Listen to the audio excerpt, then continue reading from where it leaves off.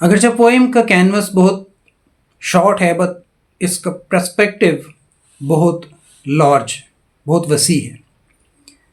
ये inner feelings को as well as poet की आउटर फीलिंग को शो करती है।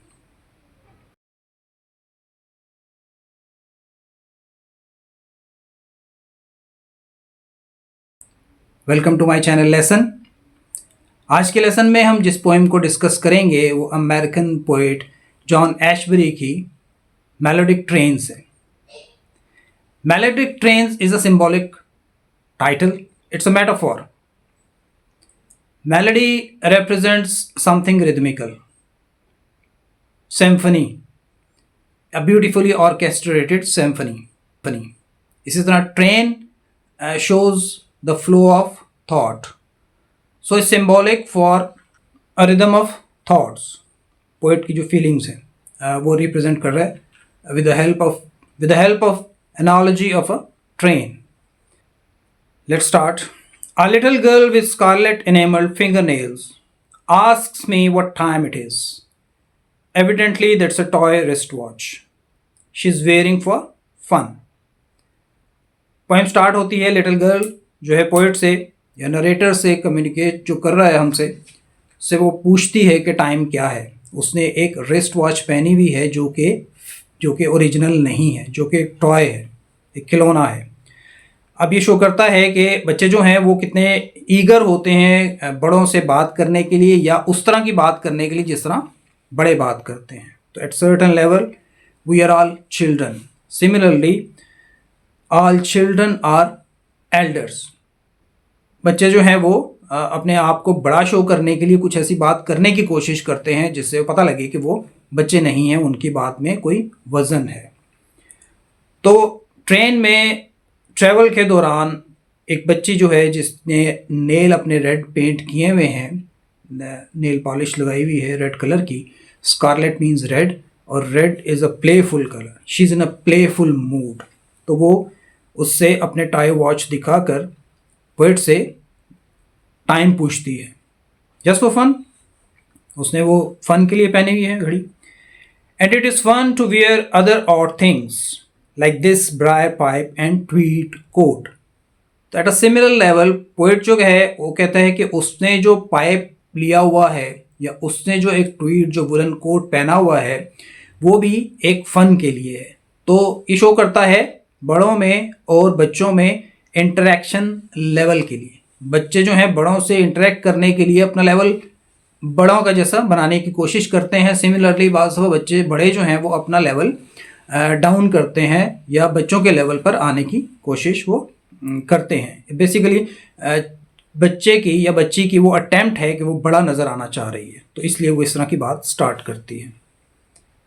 Like date coloured sierras with the lines of seams sketched in and plunging now and then into unfathomable valleys that can't be deduced by the shape of the person sitting inside it. मी coat की बात हो रही है यहाँ। Simile उसने poet ने दी है कि कोट का कलर कैसा था। Date coloured mean dark brown colour था उसका। Sierras is a chain of mountains in Spanish region. तो स्पेन के रीजन में एक चेन ऑफ माउंटेन है। अब ये ट्रेन है और माउंटेन का जो रेंज है ये सारी चीज़ें एक कॉन्टिन्यूटी को शो करती हैं, थॉट की कॉन्टिन्यूटी को शो करती हैं। तो वो उसके कलर की बात करता है, उसके लिए सिमिली यूज़ की है डार्क ब्राउन। उसका वो कोट था और उसके ऊपर जो सिलाई लगी हुई थी वो बिल्कुल ऐसी ही थी जैसी उस पहाड़ी सिलसिले पर पहाड़ियाँ जो हैं वो ऊपर नीचे हो रही थी। और इस जर्नी के बारे में या उस पहाड़ी सिलसिले को पोइट जो है या पोइट जैसा शख्स जो है ट्रेन के अंदर बैठा हुआ वो उसको प्रिडिक्ट नहीं कर सकता है, जो कि बहुत ही नाकाबिले पैमाइश गहराइयों में वो जा रही थी। उसकी डेप्थ बहुत ज़्यादा थी, बहुत ज़्यादा, इंतहाई ज़्यादा थी उन वैलीज़ की। And just as a way is flat across dales and gulches as though a train were a pencil.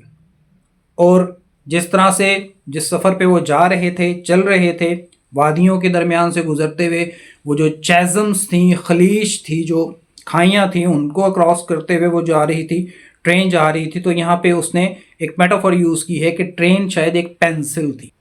Train के लिए उसने पेंसिल की मेटाफर यूज़ की है कि पेंसिल की तरह वो अपना निशान छोड़ती जा रही थी या एक स्ट्रेट लाइन में जा रही थी, guided by a ruler held against a photomural of the Alps. अब किस तरह की पेंसिल थी? एक ऐसी पेंसिल जिसको रूलर के साइड बाय साइड रख के, स्केल के साइड बाय साइड रख के आप कोई लाइन लगाते हैं, that is very straight line, ठीक है। तो वो उसके लिए मेटाफर यूज की है। Photomural is a picture, big picture painted on the wall, उसको फोटोम्यूरल कहते हैं। तो वो जो लैंडस्केप था पूरा, वो एक ऐसी पिक्चर थी जैसे किसी ने दीवार के ऊपर बहुत बड़ी एक ह्यूज किस्म की पेंटिंग बना दी हो। एल्प्स जो है वो स्विस माउंटेन रेंज है, अगेन अनदर माउंटेन रेंज। तो this is the continuity of thought. We both come to see distance as something unofficial and impersonal, yet not without its curious justification, like the time of a stopwatch, right twice a day। वो दोनों जो थे, जो poet है, जो narrator है, और जो वो गर्ल बैठी हुई है उसकी गाड़ी के अंदर, बच्ची है वो, तो वो डिस्टेंस जो है उनके लिए एक इतनी अहम चीज़ नहीं थी और उससे वो लाताल्लुक़ थे एक तरह से, लेकिन इसके बावजूद भी वो इतना गैर अहम नहीं था। बिल्कुल उसी तरह से जिस तरह एक स्टॉप वॉच होती है, तो अगर स्टॉप वॉच किसी पॉइंट पे रुकी हुई है, फॉर एग्जांपल एट 10 o'clock, तो दिन में 24 घंटे में 2 दफ़ा जो 10 o'clock होते हैं, तो इसका मतलब है उस वक्त वो 2 दफ़ा घड़ी ठीक होती है, राइट होती है। तो उसने कंपैरिजन किया है एक स्टॉप वॉच के साथ उसको। Only the wait in station is vague and dimensionless like one self. अब सिंबॉलिक लेवल पे अगर इसको देखा जाए तो वो कह रहा है कि अनप्रिडिक्टेबिलिटी है जो लाइफ की, इसके बारे में हम कुछ नहीं कह सकते। ये बिल्कुल वैसे ही है जैसे हम स्टेशन पर खड़े हुए हैं और विदाउट किसी सॉलिड एक्सपेक्टेशन के, या कोई हम ऐसी चीज़ प्रिडिक्ट नहीं कर सकते जिसको उसके हम वेट कर रहे हैं। डायमेंशनलेस है, उसकी कोई सिमत नहीं है जिस तरह के एक इंसान खुद होता है। मतलब इंसान की ज़िंदगी जो है वो ऐसे वाक़यात से भरी होती है कि जिनके बारे में वो एक्सपेक्ट नहीं कर रहा होता, या बाज़ दफ़ा वो डिसाइड नहीं कर पा रहा होता। तो इतना ही वो वेग था, वो इंतज़ार भी। How do they decide how much time to spend in each. मतलब जो लोग हैं वो कैसे डिसाइड करते हैं कि किस स्टेशन पे कितना टाइम लगेगा, उनको कितनी देर रुकना है। This again represents the different stages of life, कि हम जिस स्टेज पे जाते हैं तो हमें नहीं आइडिया होता कि आगे क्या हालात पेश आने वाले हैं। One begins to suspect there is no rule or that it's applied haphazardly. तो इतना ज़्यादा वेग होता है कि एक आदमी जो है, इंसान जो है, वो उसको ये महसूस होने लगता है कि इसका कोई रूल नहीं है, कोई कायदा ज़ाब्ता कानून नहीं है, और इसको बिल्कुल ही एब्रप्टली, क्योटिकली अप्लाई कर दिया गया है। सो अगेन इसको हम अप्लाई कर सकते हैं लाइफ के ऊपर, कि बहुत से वाक़यात, बहुत सी चीज़ें लाइफ में ऐसी होती हैं कि हमें लगता है कि ये out of rule, out of any regulation ये अप्लाई हो गई हैं, और इनके ये बड़ी हैफजर्टली हैं, एब्रप्ट किस्म की हैं। Sadness of the faces of children on the platform, concern of the grown ups for connections, for the chances of getting a taxi, since these have no time table. अब अगेन एक जर्नी तो वो है जो ट्रेन में बैठ के किया जा रहा है, एक जर्नी जो वो है जो प्लेटफॉर्म पे उतरने के बाद वहाँ से टैक्सी हायर करके अपने डेस्टिनेशन तक, अपने रेजिडेंस तक, घर तक जाने के लिए किया जाता है। तो उस जर्नी की बात हो रही है कि प्लेटफॉर्म के ऊपर जो बच्चे हैं, जो स्टेशन से किसी एक जगह से सफ़र करके दूसरे स्टेशन पर आए हैं, तो वो बच्चों के फेसेस पर भी सैडनेस है, और जो ग्रोन अप्स हैं, बड़े हैं, वो भी कनेक्शन नहीं कर पा रहे कि इस ट्रेन के जर्नी को आगे फर्दर जो उनका जर्नी है उनके होम तक, उसको किस तरह से कनेक्ट करें, क्योंकि टैक्सीज़ जो हैं वो उनका टाइम टेबल नहीं होता, उनके लिए अनएक्सपेक्टेड है किसी टैक्सी का मिलना। At the same time poet ये भी कहता है, you get one if you can find one दो इन प्रिंसिपल। तो असूली तौर पे तो ये होता है कि टैक्सी नॉर्मली मिल ही जाती है, मतलब इतना लंबा जर्नी आपने कर लिया है। For example if you have come across from Karachi to Rawalpindi और इस्लामाबाद, तो इस्लामाबाद से किसी दूसरे सेक्टर तक वो इतना लंबा जर्नी आपने कर लिया है, तो इस्लामाबाद से आगे उसकी किसी सेक्टर तक जाने के लिए, या रावलपिंडी के स्टेशन से किसी एक मखसूस मुकाम तक पहुँचने के लिए टैक्सी मिलना कोई इतनी बड़ी बात नहीं है, मिल जाती है। बट इवन देन हम उसके लिए वरी करते हैं। लाइफ की छोटी छोटी चीज़ों के बारे में परेशानी होती है, ये लाइन उसको सिंबलाइज करती है। Yet in principle you can always find one, but the segment of chance in the circle of certainty is what gives these leaning tower of Pisa figures their aspect of dogged impatience banking forward into the wind। अब वो principally तो होता है, यानी असूली तौर पे तो गाड़ी मिल जानी होती है, आगे टैक्सी भी आपको मिल जानी होती है घर तक जाने के लिए, लेकिन वो जो अनसर्टेनिटी के जिस सर्कल में जिसमें हम फंसे होते हैं, वो उसके लिए उसने सिमिलर यूज़ की है लीनिंग टावर ऑफ पिसा का, जो इटली में है, जो कि एक पर्टिकुलर डिग्री के ऊपर वो बैंड हुआ हुआ है, झुका हुआ है, और हर साल या हर थोड़ी ड्यूरेशन, कुछ अर्से की ड्यूरेशन के बाद उसकी लीनिंग में मज़ीद इजाफा होता जा रहा है। इसकी दो कोई साइंटिफिक रीज़न नहीं बताई जा सकी अभी तक। तो वो उनसे तशबीह देता है कि ये इस तरह के लोग हैं जो हम खड़े हुए हैं, इम्पेशेंट हैं, बेसब्रे हैं, और आगे झुकते जा रहे हैं विंड के आगे, तूफ़ान के आगे। तो मतलब not finding a taxi creates feelings like leaning tower of पिसा। तो वो impatience है। In short, any stop before the final one creates clouds of anxiety, of sadness, regretful impatience with ourselves, our lives, the way we have been dealing with other people up until now। अब in short में कह रहे हैं कि वो जो stop है final destination से पहले, जो घर तक पहुंचने से पहले का जो स्टॉप है, वो जो पीरियड है, वो जो एक ड्यूरेशन है, उसमें एंग्जाइटी होती है इंसान को, परेशानी होती है इंसान को, डिप्रेस होता है, सैड होता है, रिग्रेटफुल इम्पेशेंस होता है उसके अंदर उस वक्त में, चूँकि वो इतना लंबा सफ़र करके आया और आगे थोड़ा सा सफ़र बाकी रह गया, उसके लिए उसको परेशानी हो रही है। हम with ourselves, with our lives, the way we have been dealing with other people until now. मतलब ये सारे ख्यालात उस वक्त आते हैं कि हम ज़िंदगी हम कैसे गुजारते रहे हैं, वो सफ़र हमने कैसे किया है, सफ़र के दौरान हमारे जो कंपेनियंस थे उनके साथ हम कैसे रहे हैं, और अब लोगों से हम अब तक कैसे वो डील करते आए हैं, वो सारी बातें होती हैं। तो perhaps he is talking about the later stage of life, जब हम ये एक्सपेक्ट कर रहे होते हैं कि अब शायद ज़िंदगी जो है वो उसका ख़ात्मा होने वाला है और हम एंड की तरफ बढ़ रहे हैं। तो फिर हमें वो सारा टाइम याद आता है कि हमने किस तरह से ये वक्त सारा पीछे गुजारा और किसके साथ हमने किस तरह की डीलिंग की। Why could not we have been more considerate? अब इस स्टेज पे पहुंच के हमें ये एक तरह से पछतावा होता है कि अपना बिहेवियर हम थोड़ा अच्छा रख सकते थे, एकोमोडेटिव रख सकते थे, उन लोगों के साथ अच्छी तरह डील कर सकते थे जिनसे हमारा वास्ता पड़ता रहा है इन लिटरल टर्म्स इस जर्नी के दौरान, ट्रेन जर्नी के दौरान, और इन सिम्बॉलिक टर्म्स इस लाइफ में जिन लोगों से रब्ता पड़ता रहा है, तो हम उनसे अच्छा बर्ताव कर सकते थे। तो रिमोर्सफुल फीलिंग जो है वो उस वक्त आती हैं। These figures leaving the platform or waiting to board the train are my brothers, in a way that really wants to tell me why there is so little panic and disorder in the world and so much unhappiness. So ये जो figure है, उन figure कहा है उसने इन इंसानों को एक तरह से ऑब्जेक्टिफाई कर दिया है, ह्यूमन बीइंग्स को, क्योंकि उस वक्त वो फिगर्स जो हैं, ये इंसान जो हैं जो प्लेटफॉर्म से जा रहे हैं या ट्रेन पर या प्लेटफॉर्म पर वेट कर रहे हैं ट्रेन में बोर्ड होने के लिए, ये मेरे ब्रदर हैं। ब्रदर मतलब वो रिजेंबलेंस है कि पोइट अपनी लाइफ को भी कह रहे हैं, मेरी लाइफ भी बिल्कुल ऐसे ही है। Life is very unpredictable, like the people who are waiting on the platforms for the trains, उनको पता नहीं है उनका वेट कितना होगा, उनको ये पता नहीं है उनका टाइम कितना लग जाएगा जर्नी में। उस वक्त की बात हो रही है जब प्रॉपरली शेड्यूलाइज नहीं थी परहैप्स थिंग्स। इस सेंस में वो रिजेंबल करते हैं कि वो शायद अपनी फीलिंग्स बता नहीं पा रहे, जिस तरह से पोइट ने बता दी हैं अपनी फीलिंग्स, वो बताना चाहते हैं। इस तरह से पोइट के साथ रिजेंबल करते हैं कि जिस तरह पोइट ने अपनी फीलिंग्स जो है बता दी हैं in the form of poetry, तो वो भी अपने उसको बताना चाह रहे हैं पोइट को कि कितना दुनिया में जो है पैनिक है या डिसऑर्डर है वो कम है, लेकिन अनहैप्पीनेस उसकी निस्बत वो बहुत ज़्यादा है। तो ये डिसप्रोपोर्शनैलिटी है पैनिक और एंग्जाइटी और अनहैप्पीनेस के दरमियान।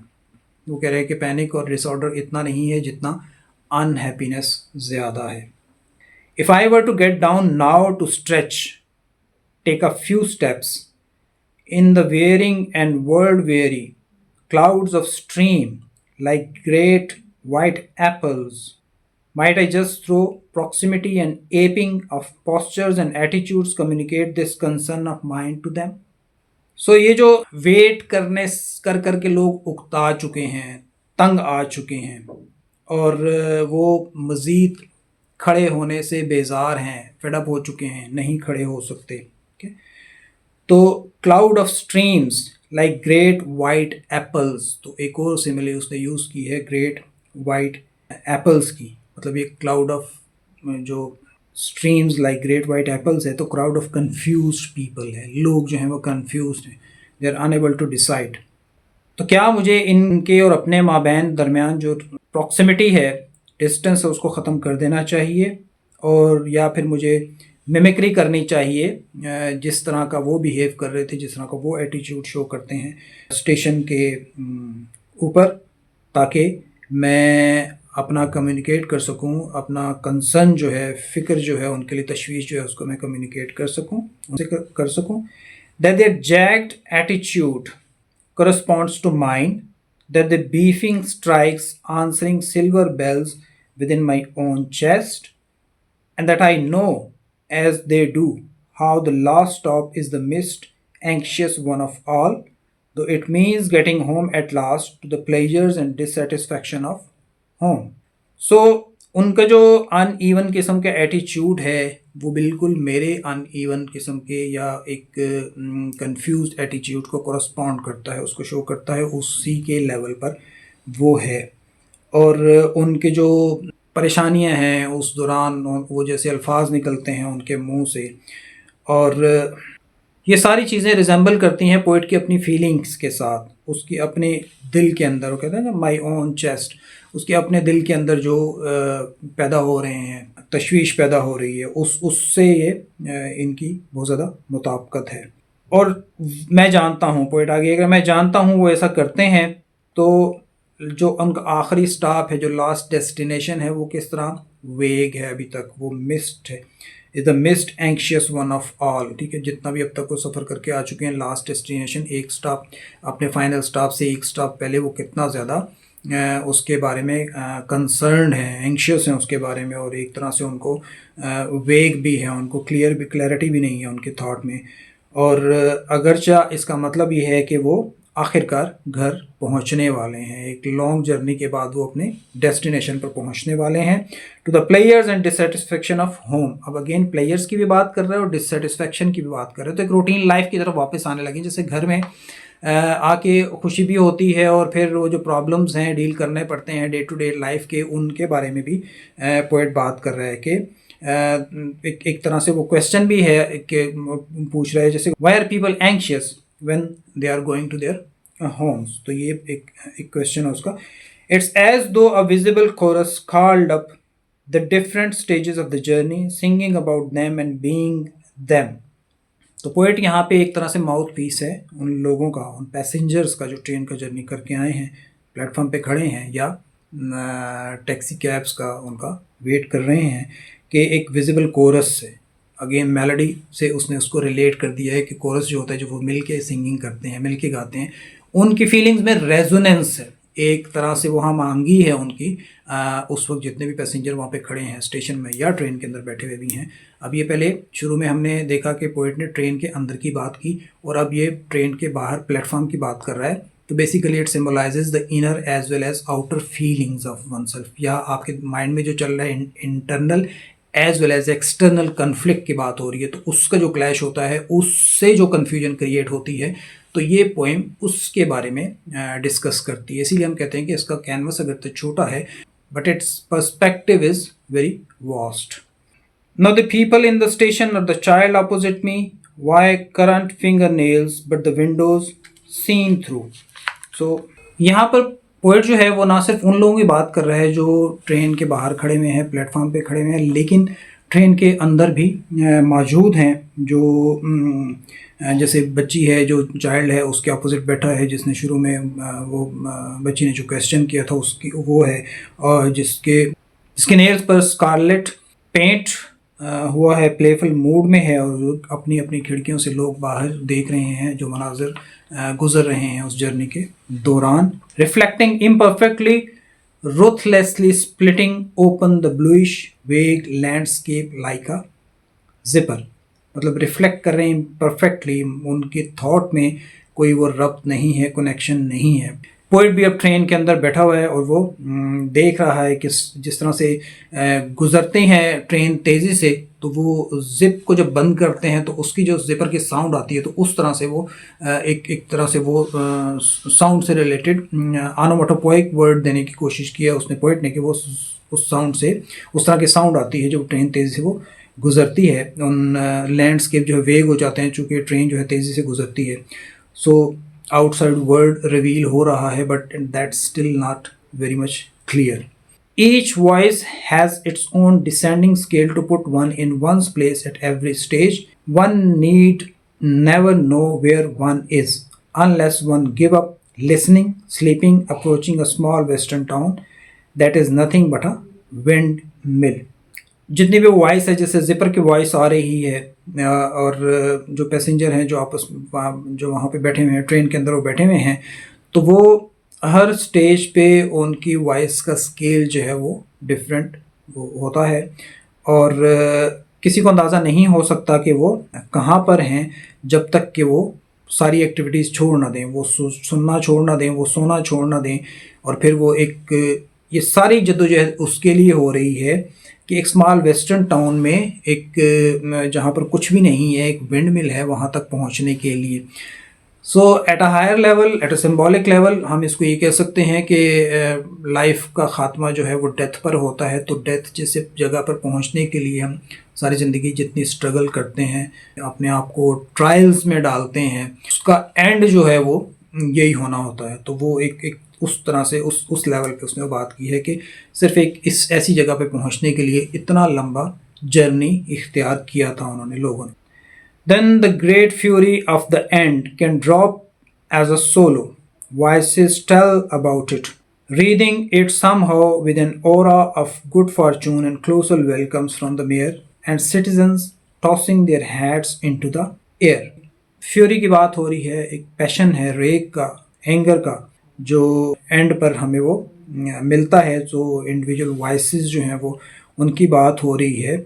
रीत जैसे गार्लैंड होता है सर्कुलर किस्म का. सो वो जो वॉइसेस हैं उस वक्त जो हमें वेलकम करने के लिए खड़ी होती हैं, वो एक रीत की तरह, एक राउंड गार्लैंड की तरह हमें जकड़ लेती हैं. और एक सेंसेशन है, एक गुड फॉर्चून और क्लोजर वेलकम फ्रॉम मेयर. अगर आपको इम्पोर्टेंट शख्स है तो मेयर या डिग्नेटरीज आपको वेलकम करने के लिए वहाँ पे खड़े होते हैं. और सिटीज़न जो है वो मंजिल पर पहुँचने के बाद खुशी से अपने हैट टॉस कर रहे होते हैं और हवा में उछाल रहे होते हैं. To hear them singing you would like it had already happened and we had focused back on the furniture of the air. So it's something routine कि ये सारा कुछ ऑब्ज़र्व करने के बाद आपको लगता है कि ऐसा पहले भी हो चुका है. इसका मतलब ये है कि ये एक ऐसी चीज़ है जो लाइफ में रिपीटेडली होती है. एक दफ़ा करने के बाद हमें फिर एहसास होता है कि शायद ऐसा ये सारी एपिसोड पहले भी प्ले हो चुकी है या हमें इस चीज़ का पहले भी एक्सपीरियंस हो चुका है. तो फिर हम फोकस बैक करते हैं. Furniture of air is a term used for the things of ordinary life, कि ना ऑर्डिनरी लाइफ की जो चीज़ें हम दोबारा से उसकी तरफ आते हैं. So back to the business उसकी बात करते हैं. तो एक्सपेक्टेड जो डेस्टिनेशन है वो उसकी बात कर रहा है poet. So it's a poem melodic trains. तो ये इनर फीलिंग्स की as well as outer feelings की बात करती है. स्टार्ट से हमें इसकी टोन जो है वो from start till and it's highly symbolic. So I hope this is helpful. Thank you for watching.